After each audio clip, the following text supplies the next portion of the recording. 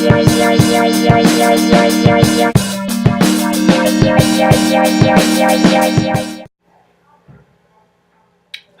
and welcome to another episode of The Music Consumer, a show where I eat music and then talk about the results. I'm trying to get my head between the posters here. Whatever, I'm just gonna... Okay, before I get into the real meat of this week's episode, I do want to kind of address something that I talked about last week, my own music. I feel like I kind of gave just a terrible description of, what I do with my own, musical projects and things, and I want to kind of just give a better description of that.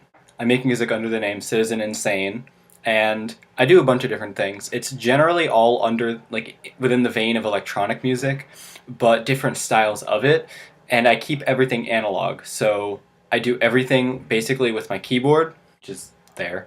I have a mixing board, a USB mixing board that has a built-in effects panel, so I put the keyboard through the mixer and then put effects on it, so everything is done live. I record all my takes live, and then I do some post-production, which is mostly just fades in and out, or cuts between different takes, or occasional post-production effects, if I want to add a little bit more reverb, some digital distortion, whatever.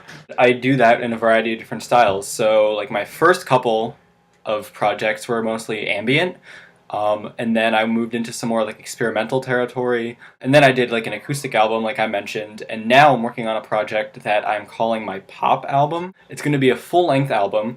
I'm not sure exactly when it's going to be released, and I put pop in quotation marks like that because it's basically my idea of what this style of music would sound like in a more pop context, so don't expect any Justin Timberlake or Lady Gaga stuff here. So that's a little bit better of a description of my own music. I'm really bad at describing it. I don't really talk about it much. I may do some more in the future, but it's better for you to just listen to it and come up with your own opinions of it. Do that. Okay, I want to do a couple of things in this episode. First off, I recently came into some iTunes money, a gift card, because of my new computer that I bought. So I kind of want to just go through and list all of the things that I bought with that money, because I think it'll give an interesting insight into my own musical tastes, but just kind of a smattering of them. Let's go. Number 1, 21 Pilots' first album, their self-titled album. Number 2, Rustic Overtones, New Way Out. Number 3, Animals as Leaders' self-titled album. Number 4, Tesseract 1. Number 5, Swallow the Sun, The Morning Never Came. Number 6, Paradise Fears, Battle Scars EP. Number 7, Poison the Well, The Opposite of December. Number 8, also Poison the Well, Tear from the Red. Number 9, MF Doom, Food?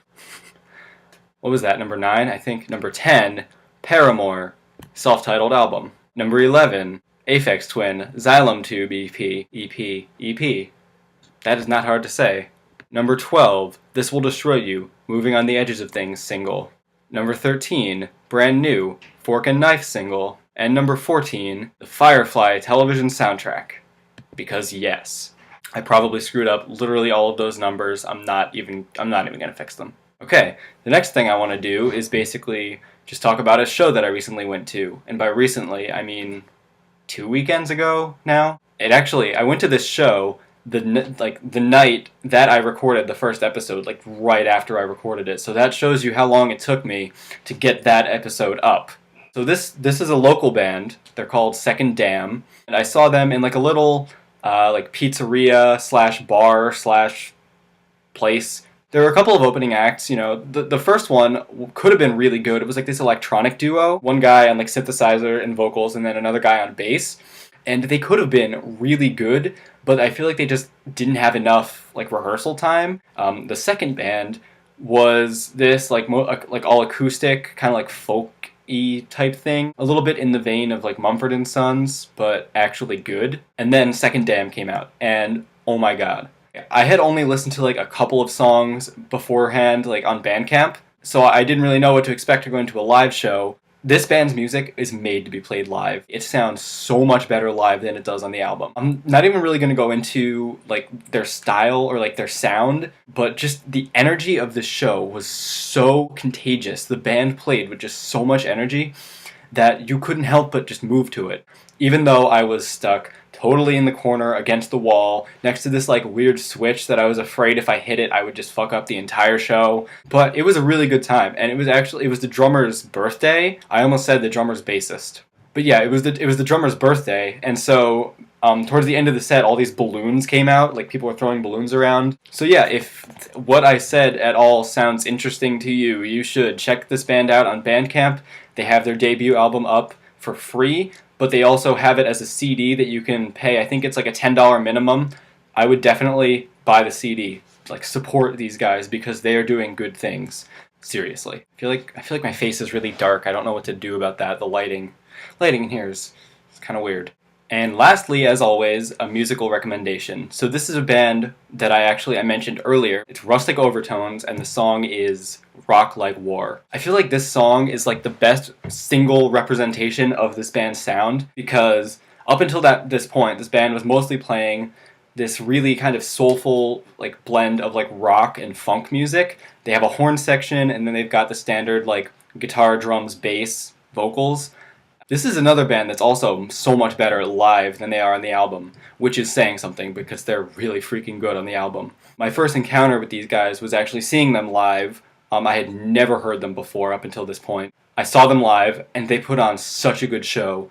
Like, every single song just sounded like alive and full of energy and emotion. When I bought the album and listened to it, it sounded like a completely different band. I feel like it was like night and day. Tangent. Went off on a tangent. Getting back to the point. Rock Like War. This song goes through two different sections. The first section is kind of like a almost hard rock funk section. It's really interesting. There's a lot of like whispered vocals and some really nice horns, as well as a nice guitar riff and just like a killer chorus. It breaks into a completely different section at the end that I'm not going to spoil because it's just so awesome.